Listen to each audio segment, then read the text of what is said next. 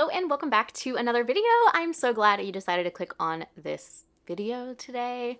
And today I'm going to talk about some bookish trends, just general opinions things that I'm tired of and that I would love to see not make an appearance in 2025. These are mostly just silly and goofy. Some of them may be a little more serious, but I've certainly never been shy about sharing my opinions on my channel. So you should probably be ready. You know what's coming. Okay, so as I said, we're gonna start out with maybe the pettiest grievance of all, and that is books that are titled after Taylor Swift songs or lyrics.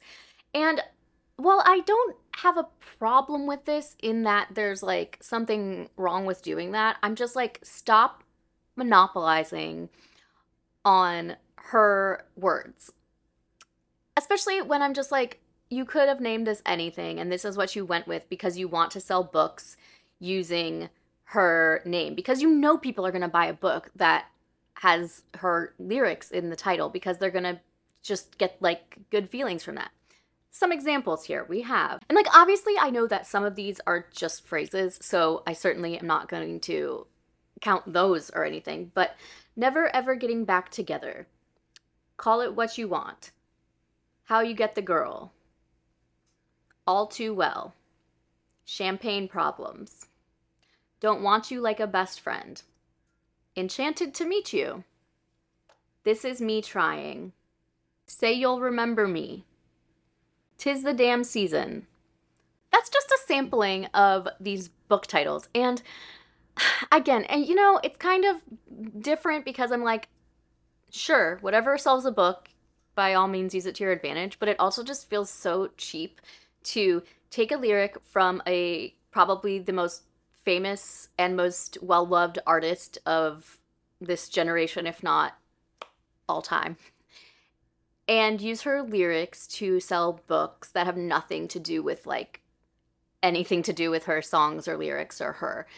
It just feels weird. It just feels weird. And like, I didn't even mention a lot that like either came out before said album came out, or words like white horse. It's just a thing. Fearless. Like, these are words.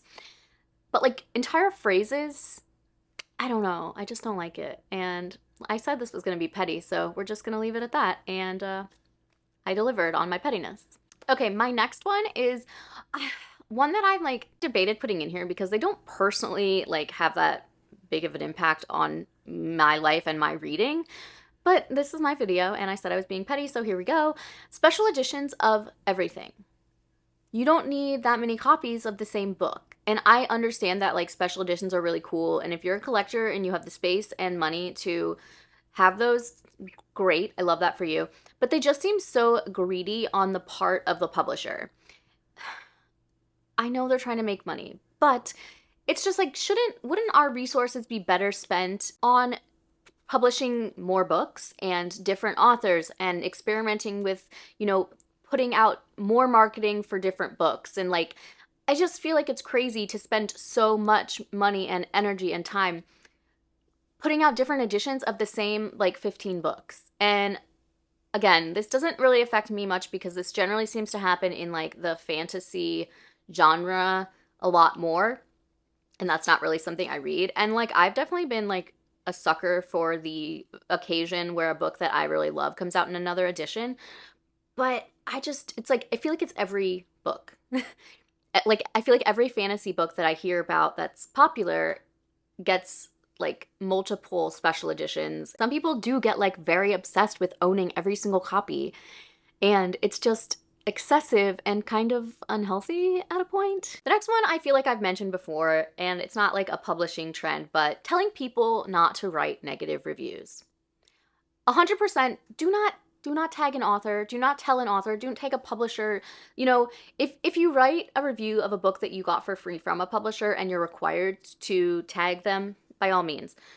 But leave the author out of it, because that's just like, it's just, why shove that in someone's face? And I know I'm certainly not the first one to bring this up, so I don't need to go into depth about it, but what I don't like is someone telling me that like I'm being negative, or that I shouldn't have written such a negative review, or made a video talking about a book that I hated so much, and like it's just like not the vibe, and I'm like, you know what? It's the vibe for me that day.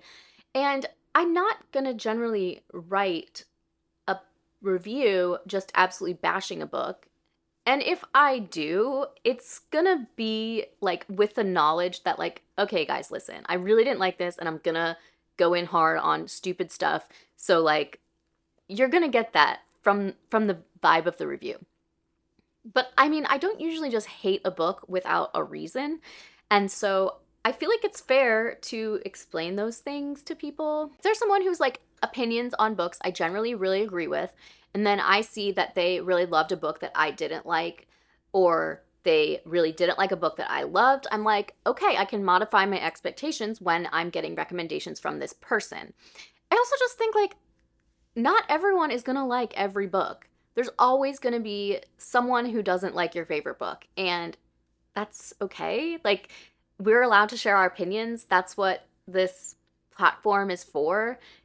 I mean, sure, it's great when everyone agrees with me on my opinions, but I'm certainly not expecting them to, nor do I feel like that would be normal. So, I know this one has been talked to death, but negative opinions and negative reviews are okay, but leave the author out of it. Another one that I feel like has been talked about a little bit is book covers not really matching the content of the book. So, of course, what comes to mind is the cartoon romance covers that are actually very, very adult in their themes and in their content. But the cover is portraying like a cutesy little rom-com. And while for someone like me, who I can enjoy a rom-com every now and then, don't enjoy the super spicy romance. I'm an adult though. Nothing's gonna happen. It's fine. I can read that. It's fine. But I do think that while it needs to be the parents' responsibility to know what they're giving their kids, looking at that book, you would think that was written for like 15-year-olds. I'm thinking of that Icebreaker book because I've seen other people talk about it. So, books like that with these cute little covers that are all like cartoons, and they're very cute. I like them, but they do give the wrong impression of what's inside the book. And I don't really know what the solution to this is, because I also don't like love the covers with like naked people, not naked, but like topless men and like whatever that would show like, oh, this is a book that maybe I don't want to give my teenager. I don't know the solution. but this, it doesn't feel like this should be it, or there should be some kind of like more authors should do like the warnings in the front of the book. I don't know. I just like could see this just becoming a bigger and bigger problem because people are getting into what they're not expecting. Personally, sometimes I'll see a book and the plot will sound cute and whatever, but then I'll like go try to like check out a review just to like get a general idea of how the world is feeling about this book, and it's like so much spice, sex on every page, and this is what and I'm just like, that's just not what I want. And like this synopsis and cover have led me to believe that that's not what's in this book. I'm talking in circles now. So okay, this next one is very specific to me, I think, and that is a romantic element in every book. Every book. I'm so tired of it. I mean, I know that like I mainly read books about adults, and romance and sex are a big, thing in adult lives. However, there'll be books where like there's, a murderer on the loose, and oh, I'm trying to solve this and this cop is like getting my way, but like, oh, there's a spark. Like if I'm trying to solve like my sister's murder, I'm not going to be thinking about having sex with the detective. Like sometimes it just feels like it comes out of nowhere and it's unnecessary, and like it just slows the plot down in a book like the one I just made up. And I feel like it's just super hard to find a book that doesn't have any bit of that in it. And like, oh, there can be some tension or whatever, but when we like fully stop the movement of the story so that these two can explore their feelings for each other, like I'm just like, why? If I wanted to read a romance, I would just read a romance. Obviously, this is not, every single book does not have this, but I just hate it when it feels so unnatural and like it was just put in there to like lengthen the page count. I don't know. I just hate it.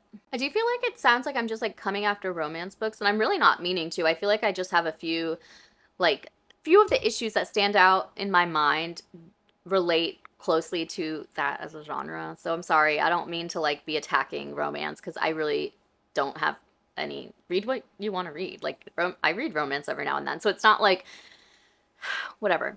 I really can't stand it when the hero in a romance book is like one of these guys that's very alpha, and he you know, I hate everyone except you, and the bully romance. Like, I am so icked out, and like they make me angry. I know it's fiction, I know, but the fact of like glorifying like angry, mean dudes is, I don't like that. I don't want to date a guy who's like a weird hermit who is mean to everybody.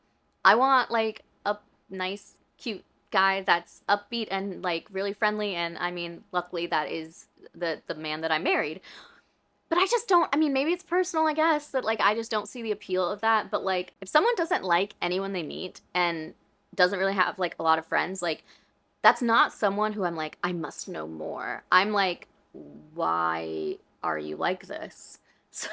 So I mean, take that as you will. I don't like all these like things popping up on like my Instagram and my TikTok or whatever, where it's just like these quotes of like, sorry to say, like abusive language, and I'm supposed to think that's sexy. I can try to find something and put it over here if you know, I can find a quote like that easy, but I don't know, it just like I'm not a fan. And not to bring it back around to the teenagers again, think of the youth, but I feel like there's more and more adults who also don't necessarily realize that that's not normal in real life. Okay, and the last one, again, might be something that bothers me more than people that don't have the same views that I do, but I hate it when there is a surprise pregnancy in a book, and a main character who maybe never wanted to have kids is suddenly like, oh shoot, I'm pregnant. I'll have your baby though, because like we're in love or whatever. Yes, that definitely does happen at sometimes, but I hate it as a child-free person that the idea of abortion is often never even discussed. It's always more of a like, well, am I going to raise the baby with you or by myself? It's just like rarely ever discussed, and even if it is discussed, a lot it almost never is chosen.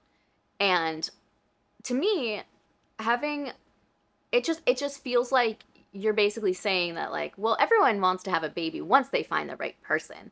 And it makes me feel like more of a weirdo than I, you know, already am made to feel like by just not wanting kids. Because it really blows people's mind that you can be in like a happy, healthy relationship for the long term and not want a child as part of that. And it just bothers me because I feel like I'm often like told and honestly like shamed in a weird way by people for being so adamant that like kids are not something that's going to be in my life. And I hate seeing that in a book because I feel like it really portrays that like if you don't want kids when you're with the right person, then like something's wrong with you.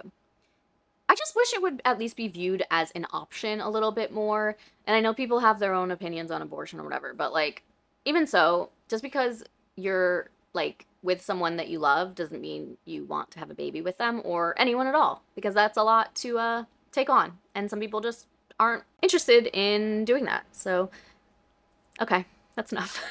So that is it. As I went on through making this video, I realized that these aren't really like specific to 2024. I just felt like I would throw that out there as we are beginning a new year, a new trip around the sun, and so let's just like, all of the grievances I have, we're gonna be done with them.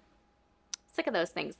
So yeah, I want to know what your like big book grievances are in we're in 2024, and if there's anything you would just be thrilled to not see anymore in 2025.